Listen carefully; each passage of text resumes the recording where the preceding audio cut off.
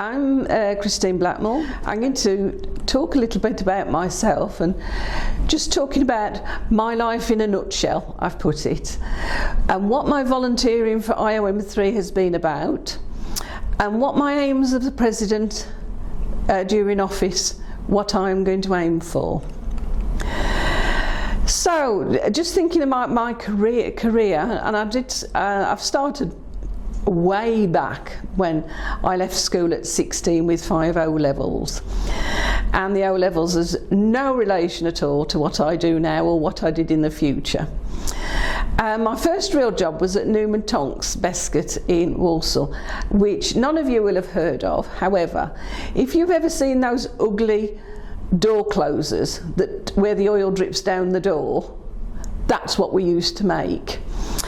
So you'll all be looking at the doors when we go out. From there I joined the Women's Royal Navy, and I did 10 years service in the Royal Navy. 8 of the 10 years I spent in National Intelligence and Polaris submarines. And then eventually I got married, and I actually married the gentleman that was in the factory next door to Newman Tonks, so I'd known him a very, very long time. And 3 children and 6 grandchildren, and now I've got a great grandchild as well. But I never really stopped working. When bringing the children up, I used to do market research and mystery shopping, mostly for the car industry, and Alton Towers, would you believe, I was their mystery shopper for a number of years. And I used to make bridal wear. This was all from home when the children was little. As the children was growing up, I decided I wanted to go back into a full-time job. So I decided to re-educate myself in midlife, and I went to an access course to university, and then I went to do applied geology as a BSc, and eventually did an MSc at Staffordshire University. In between time, to fund going to university, I used to work at Her Majesty's Young Offenders Brinsford, which is the prison where it's 14 to 22-year-olds, and it's very, very volatile, very, very rough.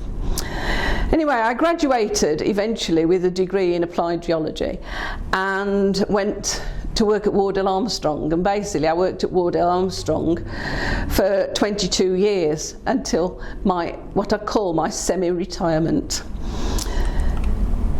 So, where did the opportunity come to go into mining industry? Well, when I joined Wardell Armstrong as a consultant, one of the first couple of years I spent as a CQA engineer building landfill cells, engineering with natural materials. So that then enabled me, if you could build a landfill cell and get it past the UK Environment Agency, that gave me sufficient experience to build a tailings dam overseas. And my first opportunity came quite by accident, because I fell in, which I'll tell you a bit more later, I fell into becoming the Western Institute Secretary, and the President at the time was Dr. Chris Broadbent, who had worked in overseas metals and mining for a number of years, and a member and a fellow of the Institute. And I'd always said and he's always telling me about these exotic places he went. Well, they're not that exotic when you're on a mine site, but nevertheless, he used to tell me about them. And I used to say to him, I wish I could do one job overseas just to fulfill or tick a box. Anyway, he must have listened to what I said, because a job came up in Mauritania, in Azuz, Mauritania, West Africa. And when they said, would you like to build a tailings dam in Mauritania, I snapped their hand off, because it was the experience of a lifetime. And little did I know I was going to spend the next 4 years in and out of Mauritania and building tailings dams. That's what it started off. But I got on so well with the mine manager that he asked me to do all sorts of different jobs while I was out there. So what I've done is a bit of a snapshot of a few of the jobs that I did and sort of got into. So when I was lining for, because it was a copper gold mine where they were using cyanide, we had to line the dams with HDPE, which is high density polythene. And we had to line at night because the temperatures in the day you can't lay. So this is a snapshot of some pictures. And where the man in the green suit is, you have to be suited and booted when you're dealing with cyanide, so we're checking cyanide. I used to do the convoys of cyanide coming into the mine camp, that's the transportation. And this one here, because there were some nomadic tribal graves in the way of building some of the tailings dams, I then became this forensic person for nomadic tribal graves, which I'd never ever done before, but I had to learn how to do it. And we had to overturn a ruling by the Minister of Religious Affairs. And we had to get the ruling overturned because it would mean that 1,300 workers, if we couldn't expand, 1,300 workers would have been out of a job. And because there's nowhere to put the tailings. So I called them archaeological anomalies because when the local people got to know that I was doing the forensic investigation on this, there seemed to be more archaeological anomalies than there was graves actually. And in the end there was about 6 graves.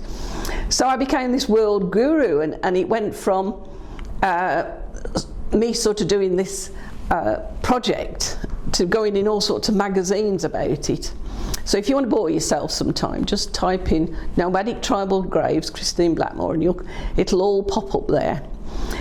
One of the other jobs that I did, there used to be a pipeline because you used to have to bring the fresh water 120 kilometres into the mine site.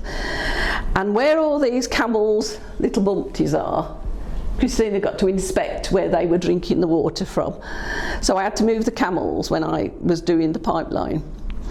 I've put you an extra couple of shots in, just looking at the challenging environment, really, because when it rained in Mauritania, it rained, and the wadis just flooded, and that gives you an example. But on the other hand, which is a really good shot, see, this is the mine site in the very bottom, and that is literally a sandstorm coming in. And when the sandstorm comes in, you have to hide. You run for your life and hide because the sand just takes over, as you can see. Anyway, that was my first foray, shall we say, into international mining, and I got on very well with the mine manager, and he gave me such a lot of opportunities. This is just a snapshot. Mr. Merlin Thomas, who is actually a fellow of the Institute. So from going to Mauritania, I never really worked in the UK again. And these are all the countries that I've worked in over the years. I've worked for other countries such as Israel, such as Ghana and different places, but that's just been a Word document. But these are actually places that I've worked in as a consultant, and some of them being long term, like Armenia, Mexico, Romania. I've done long deployments there, and the others, they've been 2 or 3 weeks. In the one corner, the Xochicalco, which is in Mexico, they're the pyramids, the Mayan pyramids, and we were trying to build a mine in the shadow of those pyramids.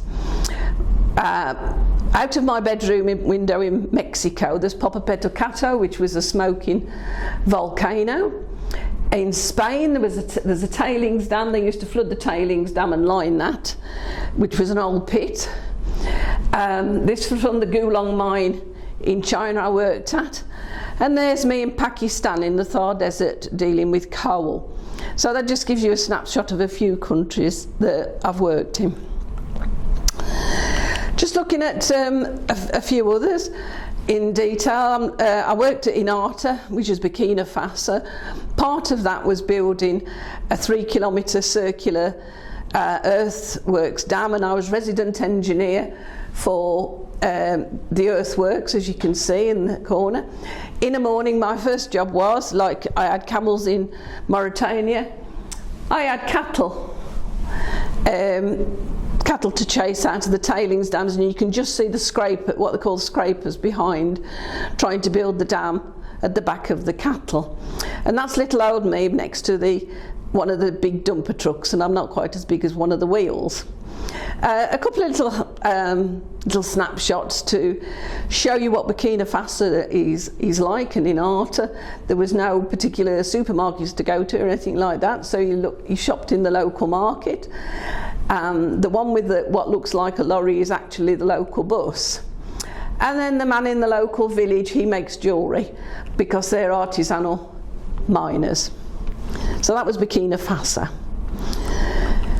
Next, when I was in Mauritania, as I say, it was a copper gold mine, and I took up doing cyanide auditing. And my cyanide auditing took me around the world, but I'm just featuring Russia on this because I used to work a heck of a lot in Russia, and I used to spend at least 3 or 4 times to go to Russia every year. So I've just put some things on. And when you're doing cyanide auditing, I'm qualified to do process plants and also transportation. And the transportation is very challenging, in as much as I'm standing on the shore and we're unloading from the ship, or rather well, I used to call it tugboat Billy, but it's a little landing craft, and the cyanide used to come in that way and the crane used to come down the beach, and that's me auditing it. Inland waterways, which is the bottom one, because a lot of going to Russia, they used to cross the big rivers and take with the trucks on board. That was another auditing aspect. And also on Russian railways. A couple of the nice pictures at the top, they're from the Kuril Islands, which is off the Kamchatka Peninsula in Far East Siberia. You've got the Kamchatka Peninsula, then you've got Sakhalin Island, Urup and Iturup, and then Urup, and I was working on Urup, and it was very difficult to get there, and it was even more difficult to get back. But anyway, it was such a beautiful island, and the only thing on the island is the gold mine. So that cyanide in a snapshot in Russia. Other places that I've worked at is interesting. This is Dolores Mine in Mexico, and we were trying to line the top of a mountain top, and this is no easy feat. And this is one of the aerial views of the mountain top, and it was doing the CQA work to see that it was lined correctly. On the snapshot underneath it, they're actually what they call the patios, or the heap leach pads, and they're sprinkling cyanide. So when I went to Dolores again, I was a cyanide auditor, and then I initially went as the CQA engineer, then I went as a cyanide auditor. Romania, I've done a lot of work in Romania, from the Târgu Valley, which was coal, to being an expert witness in a mining company versus the government of Romania. Last year I went to Romania to do a workshop about the exploration and permitting for mining exploration, and working on behalf of the USA actually. Next, the one that's underneath in the middle, that was Colima in Mexico. I actually went out to collect some samples from a deposit that was on a riverbed. And if anybody's ever walked up and down a riverbed, it's all cobbles and up and down, and it's enough to break your ankles. So I thought I'd hitch a lift on the JCB, and although that was bumpy, it saved the feet. In the bottom is another Mexico one, and this is from a Merrill Crowe kind of operation, and that's on with cyanide auditing as well. In this one, the one over at Suriname, last year I was commissioned to do a cyanide audit in Suriname. Had no idea where Suriname was, never heard of it, to be quite honest, but it is in Latin America. And I was commissioned to do the operation of unloading cyanide by stevedores, and did 3 ports in Suriname. So that's a bit of a snapshot of some of the countries. I've not included them all because we'd be here all afternoon. I'm just going to tell you a little bit about the Sultanate of Oman, because I worked on the antimony roaster project from the concept of a greenfield site right the way through to it being commissioned, and for the last 3 years of the project I was working for the bank Niswa, which probably you've not heard of, but I was looking after their $66 million investment in the project, and that's from the Sultanate of Oman.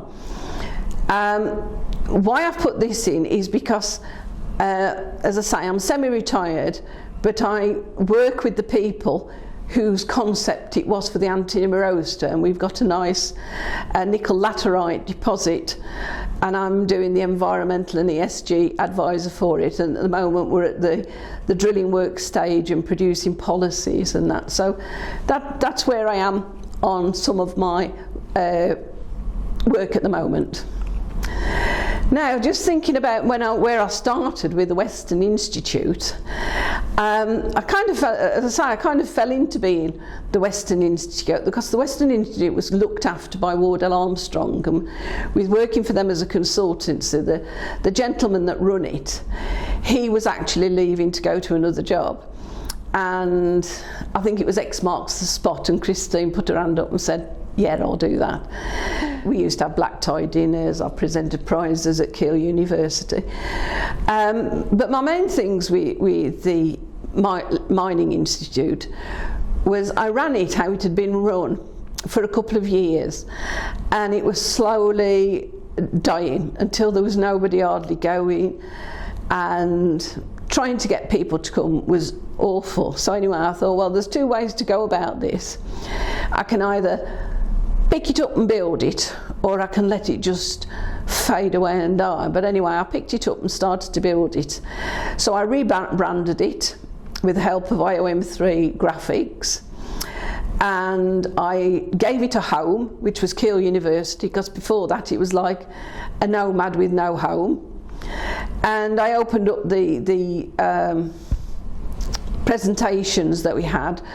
While they were sort of related in some way to mining, I was looking at planning permissions, the change of use for mine buildings, the change of uses for open pits. So it always related to mining, but I opened it up and I used to get a lot of people. The other thing that I started doing with them is we used to have a buffet supper, for a networking supper after the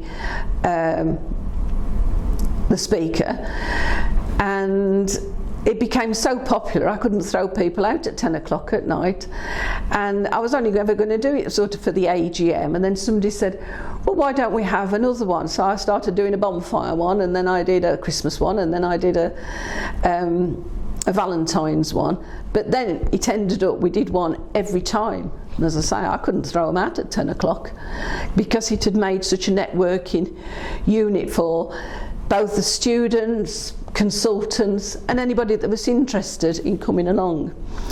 From there, I was kind of headhunted a little bit because I'd done 11 years, as I say, 6 as secretary, 5 as president, so I think, and there wasn't anything else really that I could move along. So anyway, I thought I'd have a bit of time off and see where it led me. Martin Cox kind of headhunted me a little bit for the mining technology division. I started to build it up, and we had conferences, and we wrote books, and we presented prizes and different things. As you can see, some of you will probably remember, that's what MTD for the 150th anniversary in 2019, and I like to think the MTD is still very popular today, and it became a very strong section of IOM3. In amongst all of this, I've always represented the IOM3 at different conferences, whether it's the opening of Lucidian's new laboratory, presenting prizes which I still go to, the Western Institute, or doing talks on behalf of. I did quite a lot with the Russian contingency when Ian Bobrick was alive. So these are just a snapshot of things that I've done over the years in between my mining projects. So what do I do now? I'm supposed to be semi-retired. However, the amount of work I had last week, I'm full-time and more besides. I remain the Environmental and ESG Advisor to Knights Bay Limited in the Oman. I continue to work as a cyanide auditor. I was out last year in Suriname. I also did cyanide management plans last year and closure concept for a gold mine. I do scrutineer's work for IOM3, which I've done for chartered environmentalists and chartered scientists for many, many years. The way as I got my chartered scientist is actually the use of that forensic job that I did in Euston, Mauritania many years ago. I review consultation documents, and recently I was working on the Commonwealth Committee. An EU assessor, I've done that for a number of years for minerals and mining. And other things that I do, I'm a graveyard assessor for the Church of England, with the Lichfield Diocese in particular. I regularly do talks to local groups on various projects, mining, cyanide, and I've done quite a lot on inspirational talks. I'm a parish councillor for Great Bridgewood, where I live, and I'm organising a dog show. Summing me up now as to what I do, and this is generally what I put out if I'm doing a proposal or something. It just gives an idea of who I am and where I am. So what do I want to achieve in my presidency? I want to support the local societies because I do think they're very, very important. I'd like to encourage students and early careers people. I do think that if you like to be Dora the Explorer, which Christine does, mining's got a wonderful opportunity for youngsters if they want to do that. You haven't got to be in the pit. There is an awful lot of jobs in the IT kind of work, environmental work, social work, hydrogeology work, exploration. So it's not all gloom and doom in the mining industry, but I've only ever worked international. But working international has given me a terrific opportunities to meet people of all cultures, and I think that's helped me in my career. And a personality builder, I think. And, I'm hoping it reflects in how I accept people's cultures, accept people's views and ideas. I want to promote and support membership of IOM3 because I think it's a very good institute. It certainly ticks a lot of boxes for a lot of people and for a lot of disciplines. And it's got a lot of support and it's got a lot of networking. And it's taking advantage of the opportunities that IOM3 have got on offer. And I'd like to uphold the ethics and the code of conduct and the professionalism of IOM3. So on that note, that is kind of my life in a nutshell, and I thank you very much for coming today.